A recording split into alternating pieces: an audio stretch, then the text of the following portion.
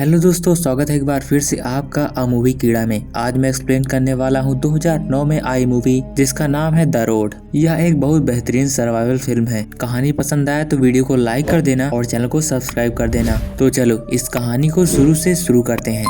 कहानी की शुरुआत होती है दो सर्वाइवर्स को दिखाते हुए और दोनों बाप और बेटे थे। दोनों सुनसान सड़क पर अकेले निकले हुए थे, जिनके पास एक ट्रॉली है जिसमें कि इन्होंने अपने सर्वाइव करने का सामान इकट्ठा किया हुआ है। इन दोनों की हालात और दुनिया की हालात देखने पर यह साफ साफ नजर आता है कि सिर्फ यही दोनों इस दुनिया में बचे हुए हैं। ना ही कोई इंसान, ना ही कोई जानवर, ना ही कोई पेड़ पौधा, ऐसी कोई भी चीज नहीं है जिससे कि यह सर्वाइव कर सके। लेकिन इस दुनिया में कुछ ऐसे भी लोग हैं जो कि एक दूसरे को ही मार कर खा रहे हैं, जिन्हें की आदमखोर कहा जाता है। और जो लोग ऐसा नहीं कर पाए वह तो या मारे गए या फिर इधर उधर कहीं सर्वाइव कर रहे हैं।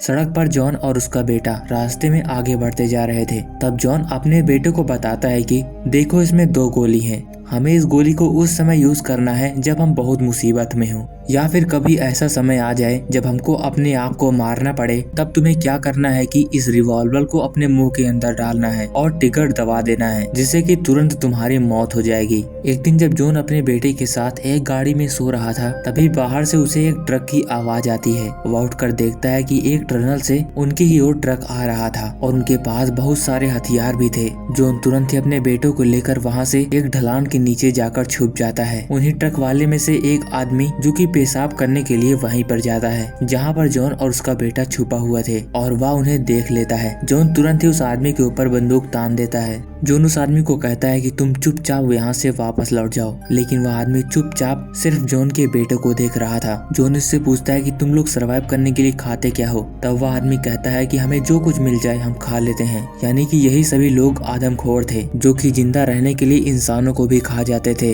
वह आदमी जॉन से पूछता है कि तुम्हारी शक्ल देखकर लग रहा है कि तुमने किसी को कभी मारा नहीं होगा। जॉन कहता है हाँ सही कहा, लेकिन मैं अपने बच्चे को बचाने के चक्कर में किसी को भी मार सकता हूँ। लेकिन तभी वह आदमी अपनी जेब से एक चाकू निकालकर जॉन के बेटे को पकड़ लेता है। जॉन बिना देरी करे उस आदमी के ऊपर बंदूक चला देता है और अपने बेटे को लेकर वहाँ से भाग निकलता है। लेकिन अब तक उस बंदूक की गोली सुनकर उसके बाकी के साथी वहाँ पर आ जाते हैं। लेकिन अब तक जॉन और उसका बेटा एक सुरक्षित जगह पर जाकर छुप गए थे। जॉन अपने बेटे से कहता है कि बेटा तुम चिंता मत करो, कुछ भी हो मैं तुम्हें बचा लूंगा। और जॉन ने कई बार कोशिश की है अपने बेटे को मारने की, लेकिन उसके अंदर इतनी हिम्मत नहीं है कि वह अपने बेटे को मार सके और खुद भी मौत के हवाले हो जाए, क्योंकि ऐसी दुनिया में रहने से अच्छा है दुनिया में ना ही रहो। जब वे सभी आदमखोर वहाँ से चले जाते हैं, तब जॉन फिर से उसी गाड़ी के पास आता है जहाँ पर वह ट्रॉली में देखता है अब उसके सर्वाइव का सामान नहीं था, यानी कि वे सभी उसे चुरा ले गए। खैर ये दोनों अपने सफर में आगे बढ़ते हैं। काफी देर चलने के बाद यह एक फ्लाई ओवर पर पहुंचते हैं जहां पर एक क्रैश ट्रक पड़ा था,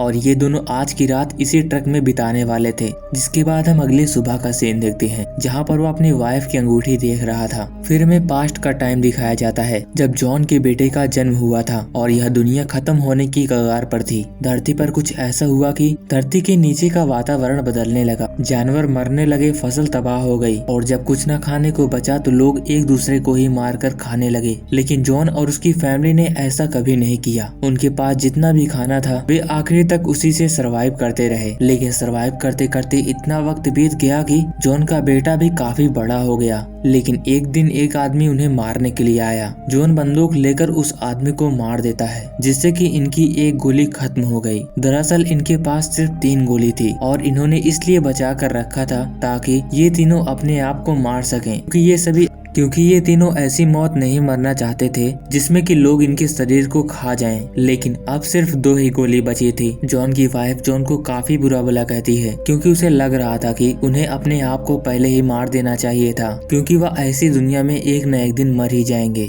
लेकिन जॉन का मानना था कि वह आखिरी सांस तक इस दुनिया से लड़ते हुए सरवाइव करेंगे। लेकिन उन सबको पता था कि साउथ में अभी भी ऐसी जगह है जहाँ पर लोग सरवाइव कर रहे हैं और लोग वहाँ पर रहते भी हैं, तो इन सबको वहीं पर जाना चाहिए। लेकिन इसकी वाइफ वहाँ पर नहीं जाना चाहती, अब उसे मरना था, इसीलिए वह उस बंदूक को जॉन को दे देती है और खुद अपने सारे गर्म कपड़े उतारकर घर के बाहर जंगलों में निकल जाती है, क्योंकि इस समय ठंड इतनी ज्यादा थी कि कोई भी गर्म कपड़े के बिना सरवाइव नहीं कर सकता था और वह इन दोनों के साथ भी नहीं जा सकती थी क्योंकि इनके पास सरवाइव करने का कोई सामान भी नहीं था। फिर हमें प्रेजेंट का टाइम दिखाया जाता है जहाँ पर जॉन और उसका बेटा आगे का सफर तय करते हैं। रास्ते के सफर में इन्हें एक घर दिखाई देता है। वो उस घर के अंदर जाकर खाने का सामान ढूंढते हैं लेकिन उनको उस घर में कुछ भी नहीं मिलता। जॉन वहाँ से वापस आ रहा था तभी वह देखता है कि बेसमेंट का दरवाजा लॉक है और वह खाने की तलाश में बेसमेंट के ताले को भी तोड़कर बेसमेंट में चला जाता है। बेसमेंट में जाने के बाद उसे पता लगता है कि वहाँ पर खाना तो नहीं लेकिन उसी की तरह कई सारे इंसानों को बंदी बनाकर रखा गया है। जॉन यह सब देखकर तुरंत ही अपने बेटे के साथ ऊपर वापस आ जाता है और वह उस घर से इससे पहले भाग पाता कि बाहर कई सारे आदमखोर अपने घर के लिए आ रहे थे, यानी कि वह इन्हीं का अड्डा था। इन सब के पास बंदूकें होती हैं। जॉन और उसका बेटा तुरंत ही उस ऊपर जाकर वहाँ पर एक जगह पर छुप जाते हैं। जॉन को लगा कि आज वह पकड़े जाएंगे, इसीलिए वह अपने बेटे के माथे पर बंदूक तान देता है। वह ऐसा तो नहीं करना चाहता था लेकिन वह नहीं चाहता था कि उसकी एक दर्दनाक मौत हो। लेकिन तभी बेसमेंट का दरवाजा वहाँ नीचे से कोई खोलने लगता है और उस दरवाजे की आवाज सुनकर वे सभी आदमी उस बेसमेंट के पास चले जाते हैं और जॉन और उसके बेटे को वहाँ से भागने का मौका मिल जाता है। वह अपने बेटे के साथ घर से बाहर निकलकर वहाँ की झाड़ियों में छुप जाता है और जब तक अंधेरी रात नहीं होती तब तक वह उस झाड़ियों से बाहर नहीं निकलता और वह आखिरकार पूरी रात होने के बाद जब सन्नाटा हो जाता है तो वह वहाँ से निकलकर एक सुरक्षित इलाके में जाता है। अगली सुबह वह फिर से अपने रास्ते पर आगे बढ़ते हैं। उन्हें रास्ते में फिर से एक बार नया घर मिलता है। घर के अंदर तलाशी करने पर वहाँ तो कुछ भी नहीं था लेकिन बाहर गार्डन के नीचे एक गुप्त कमरा था। वह तुरंत ही उस कमरे के अंदर जाता है जहाँ पर ढेर सारा सरवाइव करने का खाना था और यह चीज देखकर जॉन काफी खुश होता है। कई महीनों के बाद आज जॉन और उसके बेटे ने भरपेट खाना खाया था और वहाँ पर वाइन भी थी।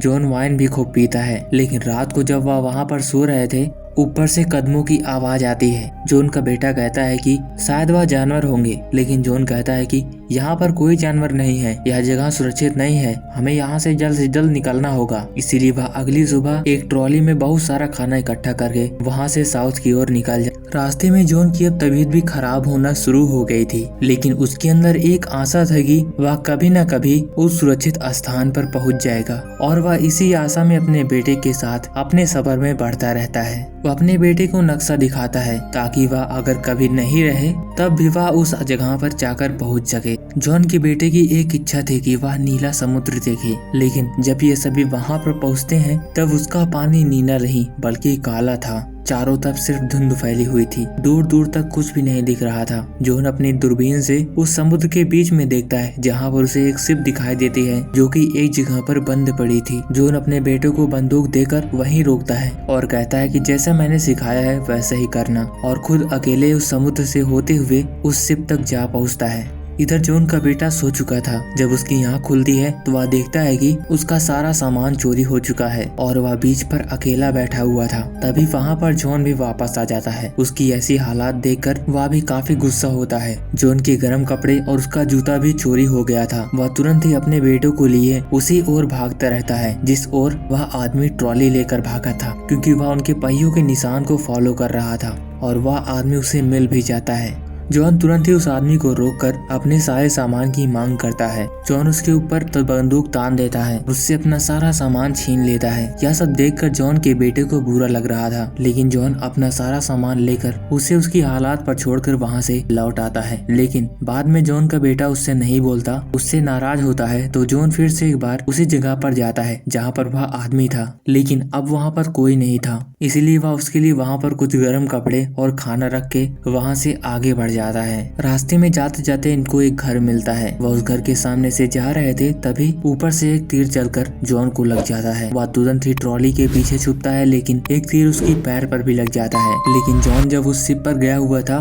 तब उसको वहाँ पर फ्लेयर गन मिली थी और वह उसे लेकर उस खिड़की के ऊपर चला देता है जहाँ से वह तीर आ रहे थे और खुद अपने बेटे के साथ उस घर के अंदर चला जाता है जहाँ पर जाकर पता लगता है कि वह फ्लेयर गन एक आदमी को लग गई और वह मारा जा चुका है। वहाँ पर उसकी वाइफ भी थी। जॉन जॉन वहाँ पर अपने पैर में लगे तीर को निकालता है और वहाँ पर पट्टी करता है और किसी तरह वहाँ से फिर से निकल जाता है। अब जॉन के पैरों में काफी चोट हो चुकी थी, इसी के लिए वह अब आगे नहीं बढ़ सकता था ट्रॉली लेकर, और इसीलिए वह अपने जरूरत का सामान लेकर वहाँ से आगे बढ़ने लगते हैं। जॉन काफी आगे नहीं जा सकता और एक जगह पर वहीं पर गिर कर लेट जाता है। जॉन और उसका बेटा पूरी रात वहीं पर रहते हैं। अगली सुबह जॉन को हम देखते हैं उसके ऊपर इतनी बड़ी मुसीबत आ चुकी थी कि वह चलने के लायक भी नहीं था। जॉन अपने बेटे को बताता है कि मैंने तुम्हें जैसा कहा है वैसे करना, उसी रास्ते पर जाना और तुम्हें अब सफर अकेले तय करना होगा और आदमखोर आदमियों से दूर ही रहना, किसी अच्छे आदमी की तलाश करना और मैं उम्मीद करता हूँ कि तुम आखिरी सांस तक जिंदा रहोगे। और उससे वह बंदूक थमा देता है। जॉन का बेटा दिन भर जॉन के साथ ही रहता है और रात को उसी के साथ सो जाता है,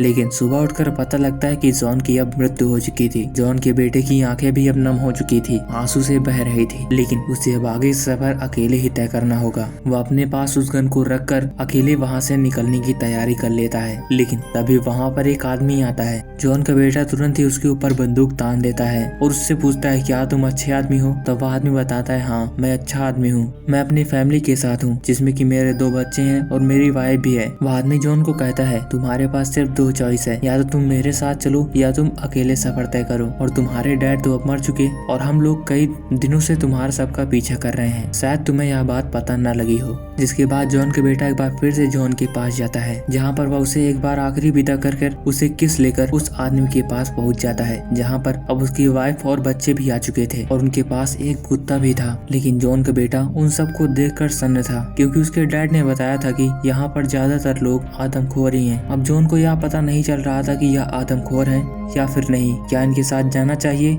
या फिर नहीं, और क्या वह जगह सही में एग्जिस्ट करती है, वह जगह सेफ है, यह सब हमें कहानी में नहीं दिखाया जाता और यह मूवी यहीं पर खत्म हो जाती है। उम्मीद करता हूँ कि आपको यह मूवी पसंद आई होगी। तो ऐसी सर्वाइवल मूवी के लिए चैनल को सब्सक्राइब कर लें, वीडियो को भी लाइक कर दें। मिलते हैं किसी और इंटरेस्टिंग स्टोरी के साथ, तब तक के लिए बाय बाय।